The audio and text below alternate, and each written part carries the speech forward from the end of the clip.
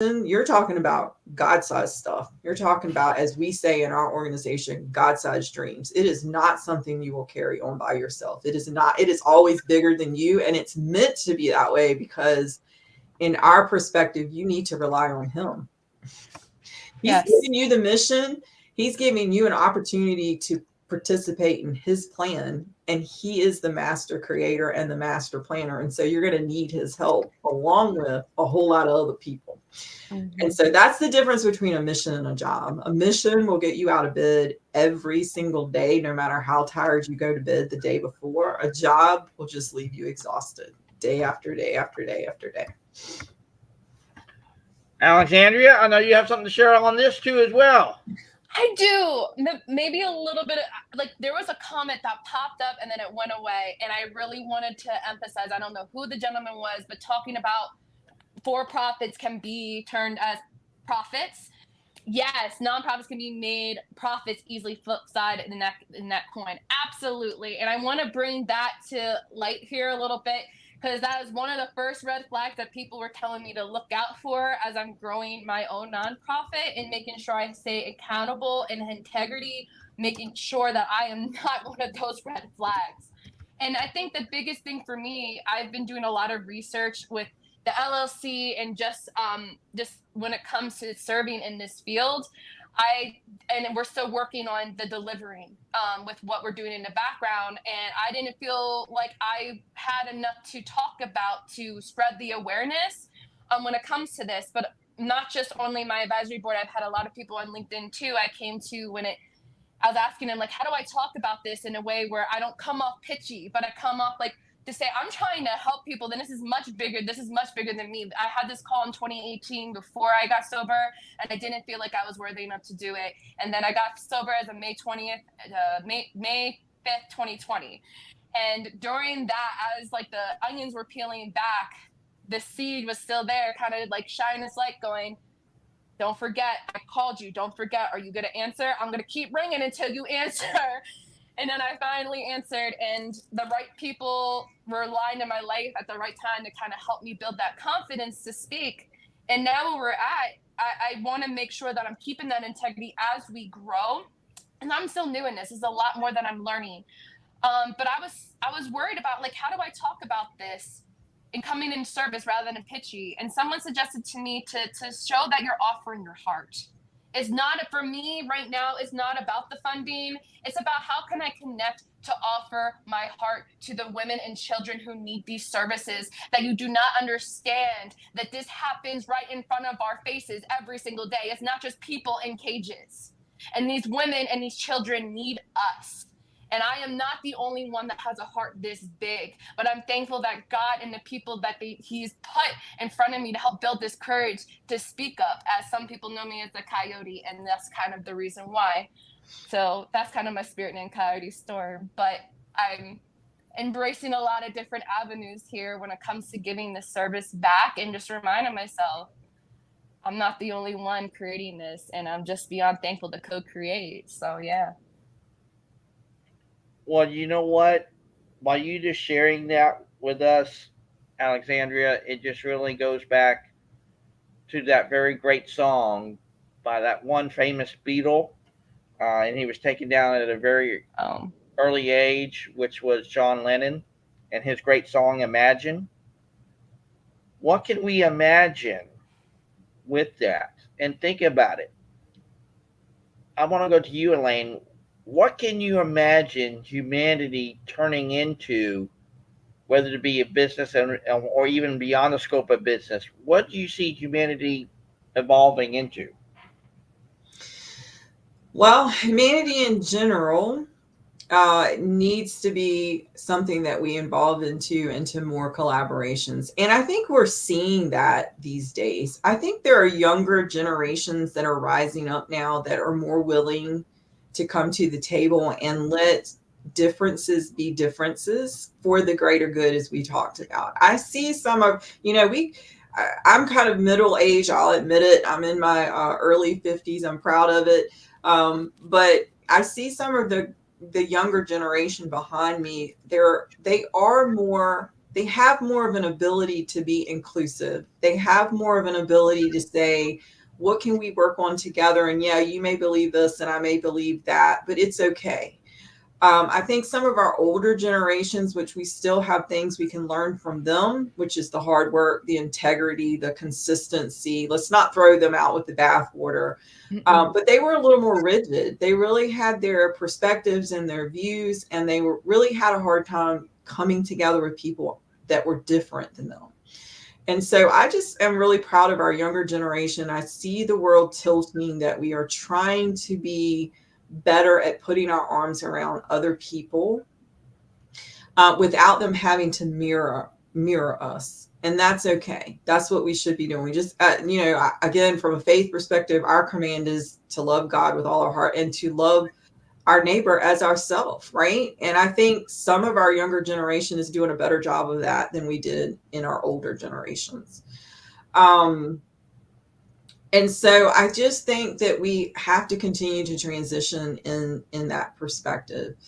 I think as a whole, the church, I will say, I think is becoming more marketplace ministry minded, and that's a good thing. That means we're stretching beyond those four walls like never before. There's still some work to be done, but it's causing us to get out of our comfort zones and go out into the communities, which is where the need is. And it's also causing us to have another run at the world. We're becoming more global. More local churches are taking on global missions, and that's good. That means we're expanding who we're serving. And so humanity is trying. It's trying really hard. It's a hard fight every day. We're not always going to all agree every day, and there are going to be things that we strongly disagree. But if anything, in this time, in this age, I pray specifically for the United States that we come back to a stance on humanity that says we are here for each other, because we have become such a divisive nation, and we need to reverse that course. But that is going to take everyone coming to the table, right? And that's going to take some real open-mindedness coming to the table. And so I pray, my prayer is that we are getting ready to have a revival in this country, no matter what happens politically, no matter what's happening economically, no matter what the next wave of disease might be that scares the world, that we are coming together as humans, that we are coming together to see that the greater good is always the greater purpose. And that if we can just get back to loving our neighbor as ourselves, we'll find out that we actually have a lot more in common than we have in differences. My ministry has purposefully, or my work has purposefully always started off on a diverse foot. I think there is strength in diversity. I think there are voices in diversity that need to be heard. And so as we have built She Steps Forward, and as I've worked within the ranks of what I'm doing in She Steps Forward, it's open for women. Now, yes, we target Christian female entrepreneurs. That doesn't mean we won't work with anybody. I think you and I kind of talked about this a little bit on our call, Chris. Doesn't mean that we won't work with anybody. We do want them to understand we have our values, we have our faith perspective. That's where we're coming out of. But we're going to respect you as a person and give you just as much value as we would the person who mirrors us, right? And our faith and our stance. And so that's not the issue for us. We've also purposely, for humanity's sake, not let this organization rest within one specific church, because we want to work across denominations. We want to work across race. We want to work across all of these things that would hold us back. And so the more we can unify in that, the better. And I think we're going to have a better outcome in what we're doing. I know for humanity's sake and the work that I do, I'll say this really quickly, that empowering women who are doing things that give back to the community, and Andrea is a great example of that. She's working in a nonprofit to tackle this hard issue, which she's going to make change in our communities that's so positive that it's going to ripple effect what occurs. And so we want to support those women. We want to say, get out there, let's do the hard work, let's roll up our sleeves. And what could the world look like if we were all doing this together? And so that is kind of the point of of what I do right now is a passion anyway. And so that's where I would say about that. I actually have to get off for a call, but I just wanted to say I'm so thankful to hop in here. And my takeaway is if you want to change the world, you have to start with yourself, then your family, then your community. It has to start with you, within the woman, man in the mirror. Thank you, MJ. Appreciate you for that song. And with that, I hope to talk to you soon, Elaine. I would love to learn and grow with you too. Chris, I'll see you around, okay? Absolutely. All right, Alexandra, thank you so much for joining us. We'll talk to you soon. And yes, we'll definitely talk amongst ourselves very soon. We'll make that call happen. Thank you so much, ma'am. And you have a wonderful Wednesday. But Elaine, it really brings me back to this. And I'm going to share it right now because what you just shared there was just truly powerful and everything. And I'm going to share this great quote. And it comes from Star Wars, and it literally has changed my life. And Alexandria, I wish you were still on because I know you will love this too. It goes to this very dynamic. You really think about it, is to embrace others for their differences, for that which makes you whole. Mm-hmm. What's your take on that, Elaine?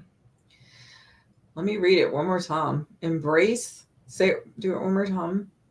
Embrace others for their differences, for that makes you whole. I think we're all just a beautiful piece of tapestry. That's what humanity is. And I think when we can embrace the differences, then we see humanity at its core. Now, I'm just a piece of the tapestry, and how I look at it is my little corner of the world, but that doesn't make up the whole tapestry of humanity itself. And I think if you really want to get in there and you want to love on some people, you want to change the world, we have to look at humanity as a whole, not just the corner that looks like us, not just the piece that mirrors us and makes us comfortable. Again, it goes back to this discussion of getting out of silos and just really appreciating human beings on the level of human beings and not putting any pretense on them for that. What think about it, in the adage, again, might be cliche today. Yeah, cliche for a lot of people, but I truly believe it is so true. Is that we're only human. We're not human doers. We're human beings. And when you are literally in a state of being, when you really think about it, Elaine, what you do is a natural byproduct of that, is it not? It is. And it is all of our experiences coming forward in what we're being. And so we can be who we are, but there probably is a point of growth that we want to hit. And once we can recognize who we are as a human being, we can now take that as a growth point and start growing from there into a better human being. Right. Absolutely. And see, when we really know what we literally have been gifted to not only share with the world, but also of what gifts that we receive, and again, we just allow that to occur and everything, then our perception, and literally, I kid you not, our state of being will literally change. Because again, Elaine, I want to bring this to the table. I'm sure a lot of us at one time in our lives, in one way, shape, matter, or form, was literally only in a place of existence, not literally living and everything like that. And I want to go into that for just a moment. Did you ever feel in your life that you were just existing and you were just going through the motions or anything like that? And if you were, what was that change for you to get you out of a place of existence, but truly living? I think that was probably the first half of my life. And so I'm going to relate that back to my Christian walk. I was, again, brought up in a Christian home. I had not known anything but the church my entire life. And yet in that, and believing in the faith that the church gives us, it was a pretty cushy, bubble wrapped existence. Like, I didn't really have any bad experiences. And so I didn't realize that what I was living was just living. Okay. Let me put it that way. Like, nothing was really wrong in life. Everything was going my way. And yet I was really only serving my purposes.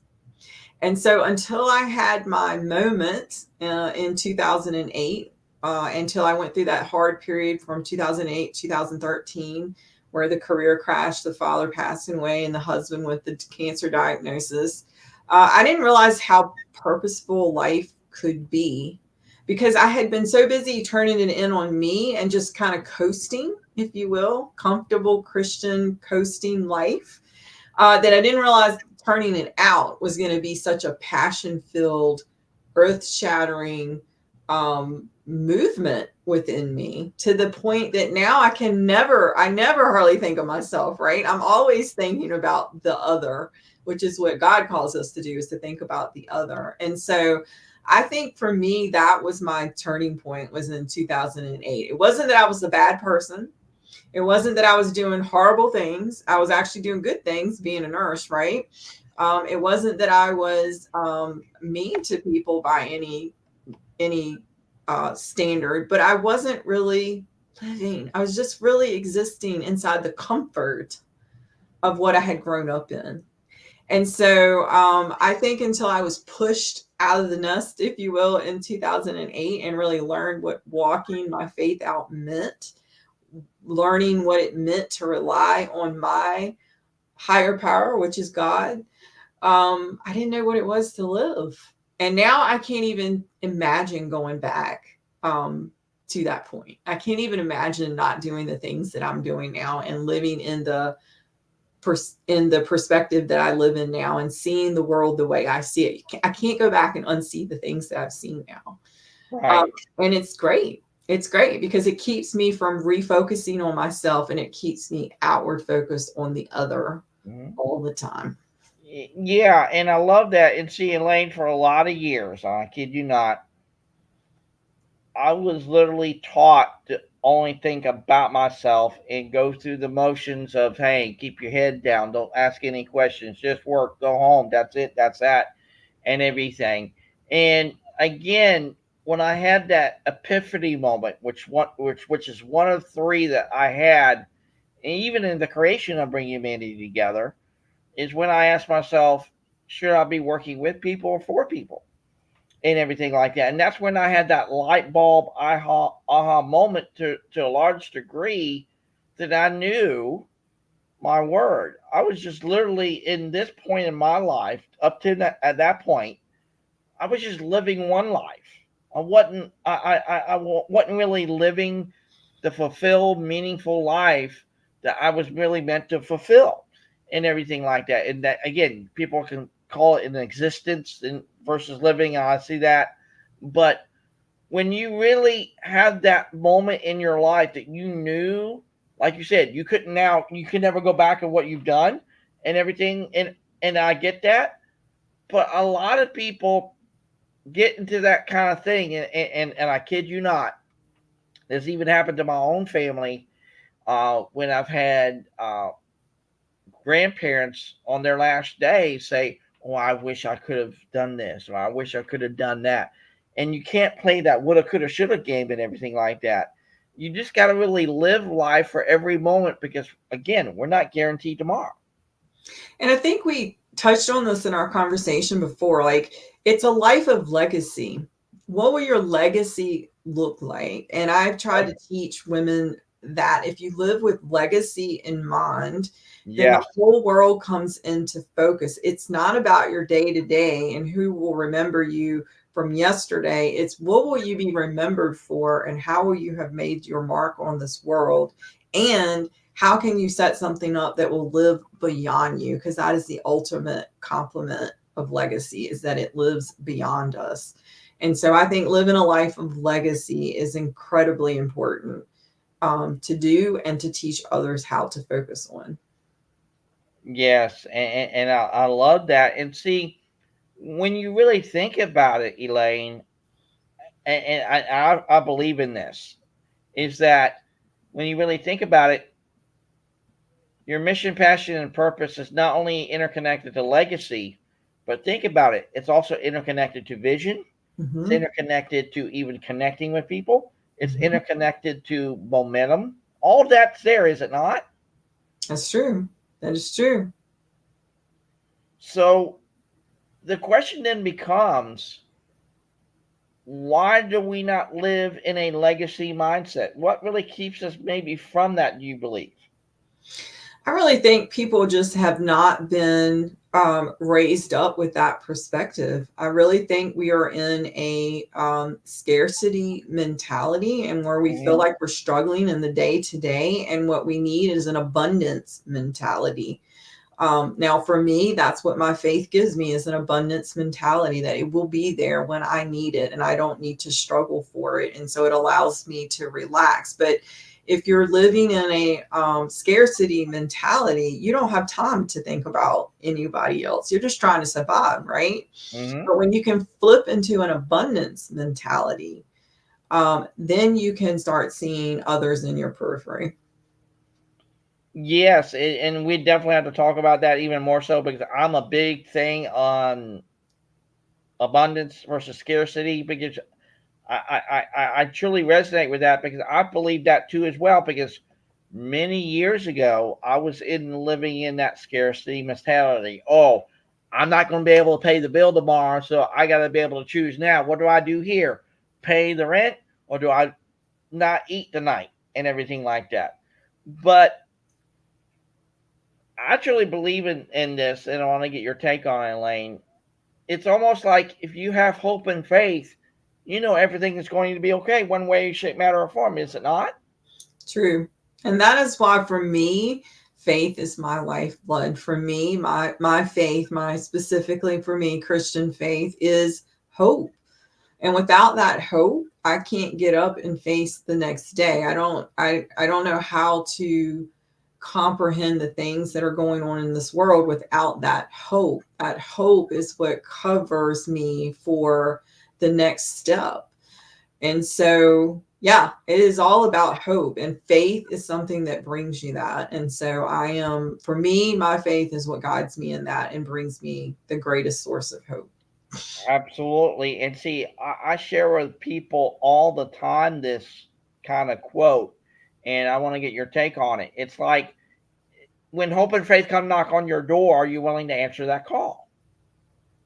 That's right. That's right. Because some of us want to stay in our trauma. Some of Yeah. us want to stay in our past. And unfortunately, that's not a healthy environment to be in. Right. So, really quickly, not to get super religious or spiritual, but there's a story in the Bible about a man who was laying at a at a bathhouse, and Jesus comes up to him, and he's been laying there for 38 years waiting for his chance to get in the water, which he believed would create a physical miracle. And the wells only sprung up once a year. So these people would be there sick and lame and would wait for the well to spring up, and they were supposed to get in the water, and the first one in would receive their healing. And he'd been there for 38 years. And when Jesus come along, he asked him a simple question: do you want to be well? That is the question. Do you want to be well? And if you want to be well, you get up and you move, you go, you take that hope and you move with it. If we stay in our trauma, if we stay in our past, we will never find the healing that we're seeking. Absolutely. I love that. And Elaine, I know we could go even further and deeper in and of itself. And I know we'll have another call offline too as well. But I want to give you the opportunity to have some closing thoughts and maybe a call to action for people. And again, thank you so much for sharing your story with us today on Conversation for Humanity. Final thoughts from you, ma'am. Well, thank you, first of all, for having me. I truly appreciate the time and the space. I just want to say, for my end of it, that everyone has been created for a purpose. And I hope that everyone is striving to find theirs. And if you need help in your purpose, you need other people to help with your purpose. And that's okay. That's what we're all here for. And that's what we want to do, is to seek out these collaborations and times that we can come together as a group, as the larger family of humanity, and do good. And then for anyone who is out there, again, I do work right now with Christian female entrepreneurs that are 0 to 3 year getting off the ground entrepreneurs that want to start a business, ministry, or nonprofit. She Steps Forward is here both in a coaching community and also in our for our nonprofit, community, where we are here to empower and equip you to be able to chase after and successfully obtain that God-sized dream. We welcome you to our community.